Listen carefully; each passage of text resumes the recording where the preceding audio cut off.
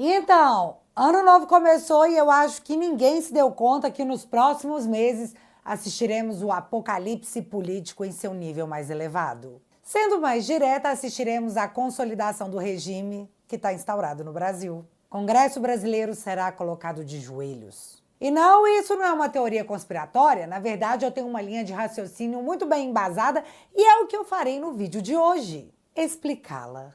Flávio Dino deu start no que promete ser o encarceramento do Congresso Federal e o parlamentar que ainda não se atentou a isso, é sua oportunidade. Se você achava que vivíamos tempos sombrios, espera pelo que está por vir. Mas antes, apenas algumas reflexões de ano novo. Eu vi esse ano começar com uma declaração muito forte do ministro da Suprema Corte, Gilmar Mendes, sobre uma suposta ameaça que Natuza Neri, militante que também atua como jornalista na rede estatal não oficial do governo, sofreu. Mas eu não vi o ministro dizer A sobre o jovem de 18 anos que teve a vida ceifada por ter pisado no pé de um traficante. Prioridades. Eu vi Alexandre de Moraes dizer a delegados que as instituições brasileiras não compreenderam os riscos que a democracia correu em 2022. Isso aconteceu ao mesmo tempo que eu vi o jornal alemão fazer uma matéria retratando os abusos da Suprema Corte brasileira, citando a proximidade dessa instituição com empresas privadas, os privilégios do judiciário brasileiro e a concentração de poder que a corte reuniu. Mas a matéria do jornal alemão chama muita atenção para o evento conhecido como Gilmarpalooza. E esse evento, tratado com naturalidade pela mídia brasileira, é retratado dessa forma pelo jornal.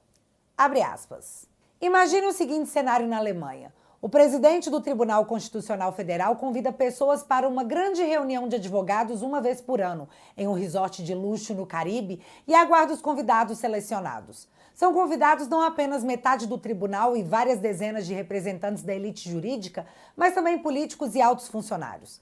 A festa, que dura vários dias, é patrocinada por empresas de clientes dos advogados, ou cujos casos tramitam em um dos tribunais superiores. Em outras palavras, os juízes e procuradores são oficialmente convidados por aqueles que estão sendo processados ou prestes a serem julgados. Fecha aspas. Mas essa situação se tornou não só aceitável, como absolutamente normal no Brasil. Assim como o dólar a R$6. Você reparou? O Google teve que tirar a cotação do dólar do ar porque a AGU notificou a plataforma que exibiu o valor da moeda a R$6,31. Um verdadeiro absurdo, afinal o dólar está a 6,20. Então, como ousam? 6,31 é demais, já 6,20, tá ok. Eu vi o Lula anunciar um ato sobre o 8 de janeiro, onde haverá entrega de um relógio restaurado e um abraço da democracia. Enquanto na mesma semana o governo Lula anuncia que enviará um representante para a posse do ditador Maduro, que fraudou as eleições na Venezuela. Uma democracia muito relativa. Eu vi o corte na carne do pobre para alavancar o aumento da arrecadação para que o governo pudesse gastar mais e mais. Eu vi, você viu e todos nós sentimos. Enquanto isso, Lula eleva gastos no cartão corporativo e mantém sigilos de 100 anos no patamar do antecessor. Vocês estão entendendo? O cara que disse isso aqui, e força guerreiros... No primeiro dia de governo, nós vamos fazer um decreto. Eu digo nós porque eu vou compartilhar com vocês. Para acabar com esse sigilo de 100 anos, porque eu quero ver... Mas isso aí não é nada para quem acreditou que ia comer picanha, né? Agora o Lula não só aumenta a quantidade de documentos em sigilo por 100 anos, como também aumenta os gastos no cartão corporativo, que também estão sendo mantidos em sigilo. É muito Fasuele das ideias. E eu só posso chamar de hipócrita, porque acho que esse adjetivo ainda não faz a AGU ser acionada para censurar. Então vamos de hipócrita mesmo. Hipócrita.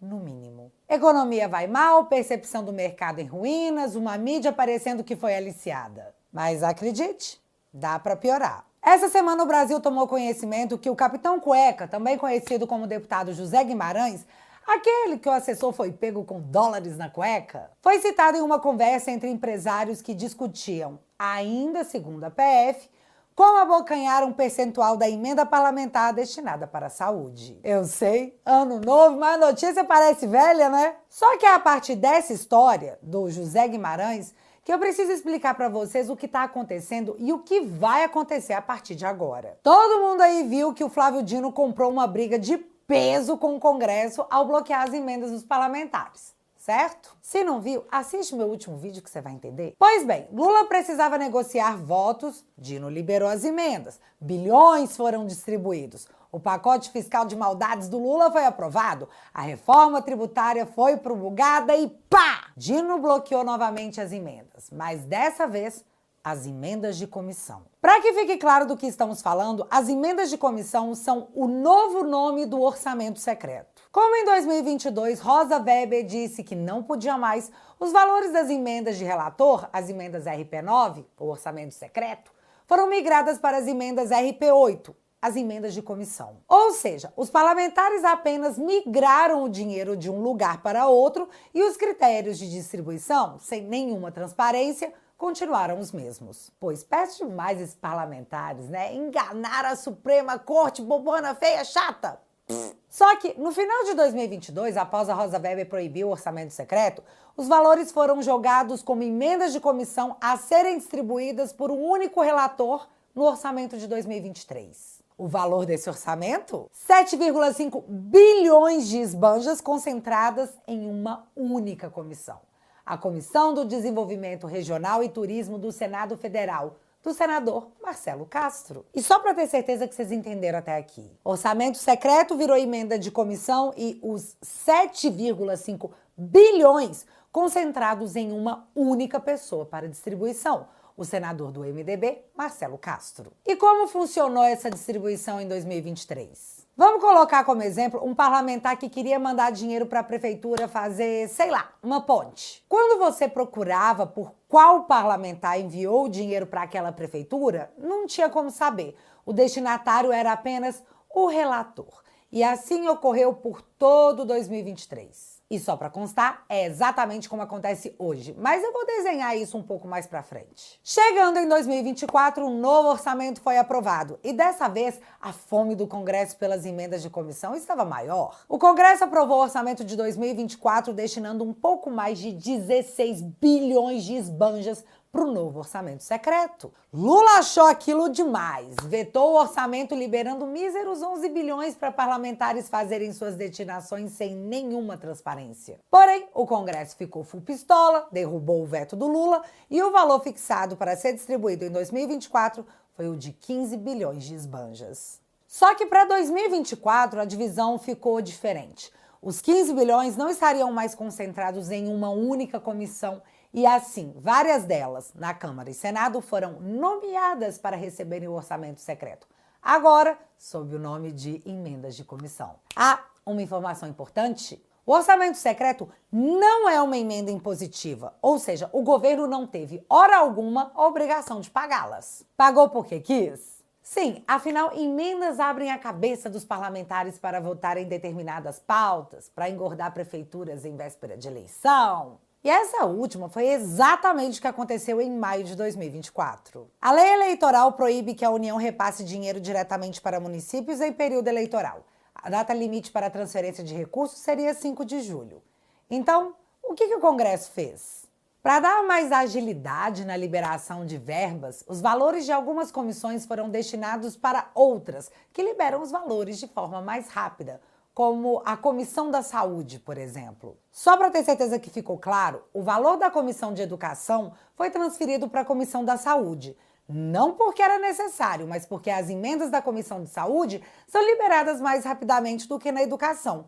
Assim, o prazo máximo de 5 de julho seria respeitado. E 2 detalhes interessantes. A primeira é que a Comissão da Saúde na Câmara tem como presidente e vice-presidente deputados do PT. A segunda é que uma das comissões preservadas para receber o orçamento secreto foi a CCJ do Senado, comandada por Davi Alcolumbre. Guarda essas 2 informações no seu coração, porque elas reservam um mega plot twist daqui a pouquinho. Só que o que mais me chateia é que tudo isso foi discutido bem na nossa cara, mas eu acho que nós não entendíamos bem o que estava rolando em meio ao caos que foi 2024. Quando o senador Marcelo Castro tentou aprovar aqui, sem discussão e sem sequer o projeto estar no sistema, a transferência de quase 3 bilhões de reais para emendas parlamentares para balcão de negócios, deputado Chico Alencar. Enquanto meu estado do Rio Grande do Sul está sob água, enquanto muitos cidadãos gaúchos não viram um vintém, para usar uma expressão mais antiga, ou um centavo sequer, para aliviar a nossa situação.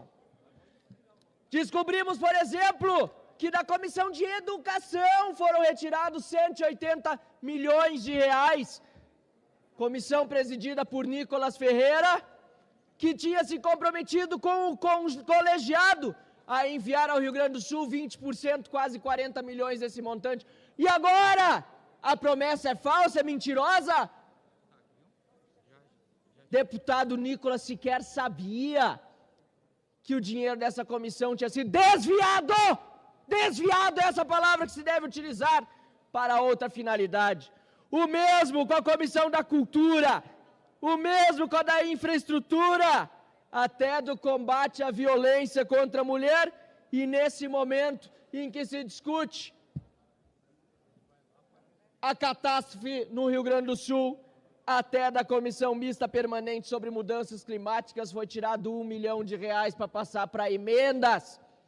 Senhor presidente, senador Rodrigo Pacheco, é uma vergonha que esta casa agora esteja a discutir estes valores, porque logo aí adiante é período eleitoral e precisam ser liberados até 30 de junho, senão os deputados e senadores não terão como encaminhar o recurso mais às suas bases. Ou seja, é mais importante mandar dinheiro para prefeito e vereador para conseguir voto no município e garantir eventual reeleição do deputado e do senador do que mandar recurso para o estado do Rio Grande do Sul, porque está demorando, não está chegando. E o Marcel estava certo, já que 98% dos prefeitos mais turbinados com emenda, de fato, se reelegeram. Período eleitoral valendo. Emendas já não poderiam ser pagas. E eis que entra em cena o Flávio Dino para dizer que, ei, emendas, desbloqueadas. E ele bloqueou tudo, viu, galera? Não foram só as emendas de comissão. Só que foi aí que começou aquela novelinha de Lula precisa aprovar pacote fiscal, libere emenda, Congresso já votou, bloqueia emenda. Porém, dessa vez, as emendas bloqueadas foram justamente as emendas de comissão, o orçamento secreto. E é agora que o filho chora e a mãe não vê. Em agosto, o Dino bloqueou as emendas. Já em outubro, ele reiterou que elas continuavam proibidas. Já em 2 de dezembro, ele autorizou o pagamento. Afinal, o Congresso precisava de motivação para votar as pautas do governo. E foi na sequência disso, no dia 10 de dezembro, que algo novo aconteceu. Operação Overclean pode entrar. No dia 3 de dezembro, a Polícia Federal apreendeu em Brasília um jatinho que chegava de Salvador com R$1,5 milhão em dinheiro sendo transportado. A suspeita da Polícia Federal era de que o dinheiro seria para o pagamento de propina sobre as emendas parlamentares. E, além do dinheiro, nesse jatinho foi apreendida uma planilha, totalizando 200 milhões em contratos suspeitos no Rio de Janeiro e no Amapá. E uma delas era citado a sigla MM. Amapá. Quem é parlamentar no Amapá, hein?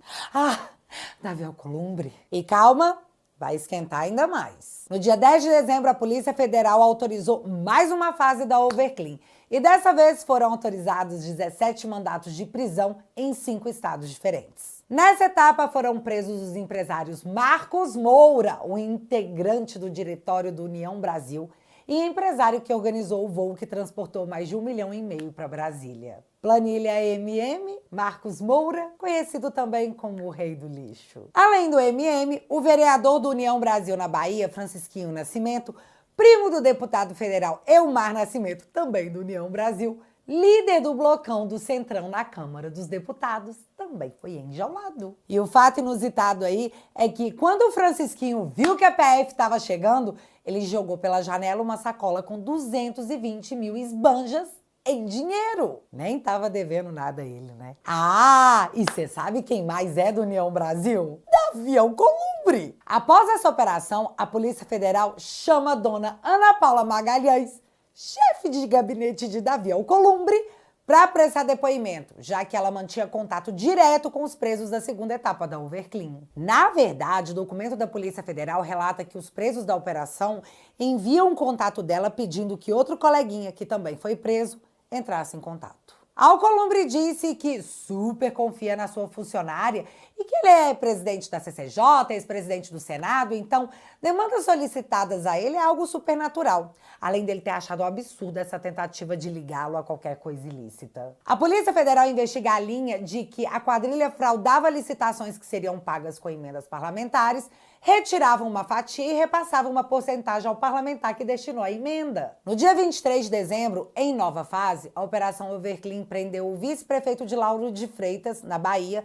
o Vidigal Cafezeiro, do Partido Republicanos, e o ex-prefeito de Santa Cruz da Vitória, Carlos André de Brito. Além disso, outros 10 mandatos de busca e apreensão e bloqueio de bens foram expedidos. Na sequência desse dia 23, o Flávio Dino determinou a abertura de inquérito para a investigação das emendas parlamentares. Agora ele tinha um inquérito para chamar de seu. Mas vem cá, você sabe qual que é o problema nisso tudo? Não tem como saber qual foi o parlamentar que destinou a emenda que foi usada para corrupção e propina, porque a emenda do orçamento secreto é assinada apenas como relator, não tem a digital do parlamentar. Para achar o parlamentar que destinou a emenda para atos de corrupção, é necessária uma investigação.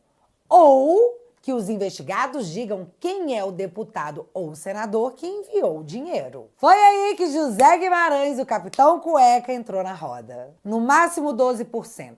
Áudios obtidos pela Polícia Federal mostram tratativas de políticos e empresários para desviar dinheiro de emendas à saúde destinadas à cidade de Sertão Cearense. Sertão Cearense, emendas da saúde. O cara tem que ser muito filho de uma mesmo. Em áudio em posse da Polícia Federal, o secretário parlamentar de Júnior Mano, um deputado que foi expulso do PL porque ele estava colando com a esquerda, conversa com o prefeito eleito de Choró sobre como iriam desviar 12% da emenda enviada por José Guimarães para a saúde da cidade de Choró. No áudio eles dizem que o pessoal do José Guimarães querem fazer um negócio com 1,5 milhão em emendas da saúde e que pediriam para o pessoal do José Guimarães ligar para acertar sobre o tal negócio. José Guimarães, do PT.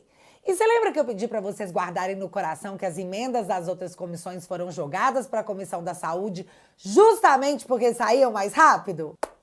Pois é! Em junho de 2024, a Câmara aprovou a destinação de 1,5 milhão em emenda para o Fundo Municipal de Saúde da cidade de Choró. Tipo, bateu tudo. Procurado, José Guimarães disse não saber de nada.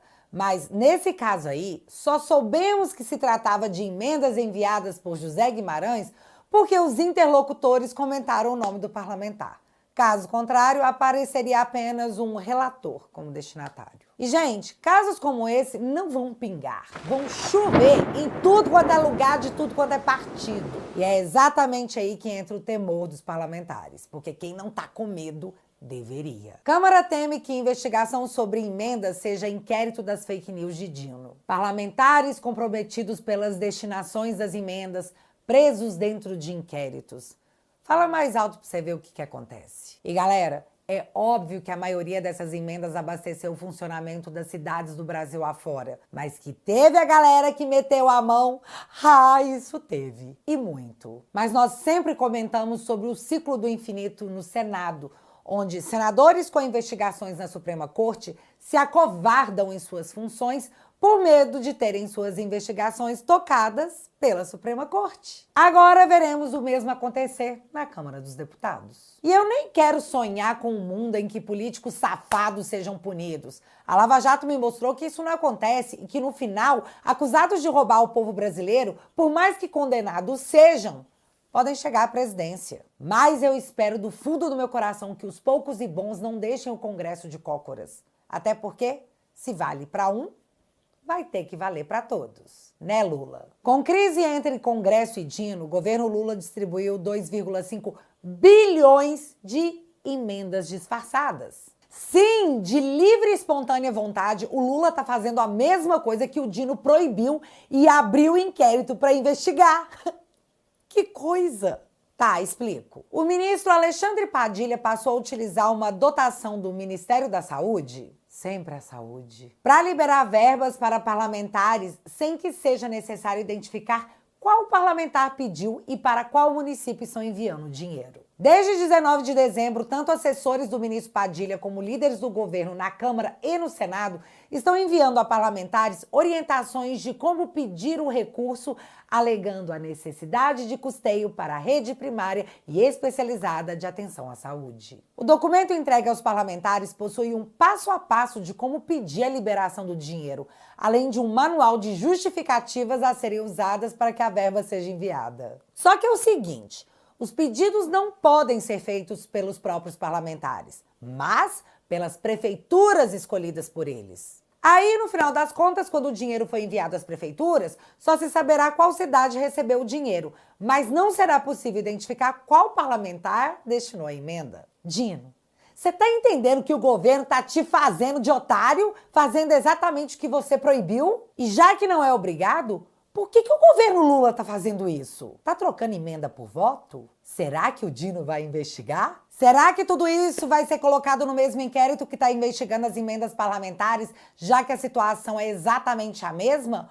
Ou o Dino fará vista grossa? Será que o Dino pode querer atingir o Lula para tentar virar presidente? E você?